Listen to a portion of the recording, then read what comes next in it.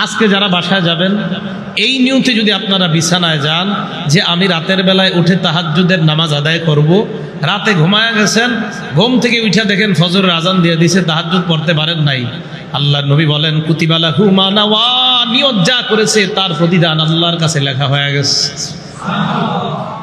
হ্যাঁ, এখন আপনি যে ঘুমাইলেন এটা কি হবে? নবীজি বলেন কানা নাউমুহু সাদাকাতাম মিনাল্লাহি আযজা ওয়া জাল।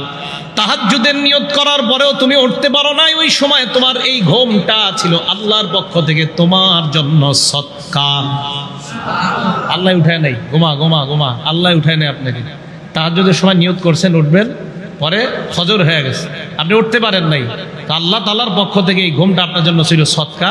আল্লাহ চেয়েছেন আমার বান্দা ঘুমাক, তাই আল্লাহ আপনাকে ফজর পর্যন্ত ঘুম পাড়িয়ে রেখেছেন, এরপরে আল্লাহ আপনাকে উঠাইছেন। তো তাহাজ্জুদে যে আল্লাহ আপনাকে উঠতে দেয় নাই, নবী কয় একদিক দিয়ে এটা তোমার কাছে আল্লাহর পক্ষ থেকে সদকা, আরেক দিক দিয়ে ঘুমায় রয়েছে তো কি হয়েছে, আল্লাহ তোমার আমল নামায় তাহাজ্জুদের সওয়াব লিখে দিয়েছে।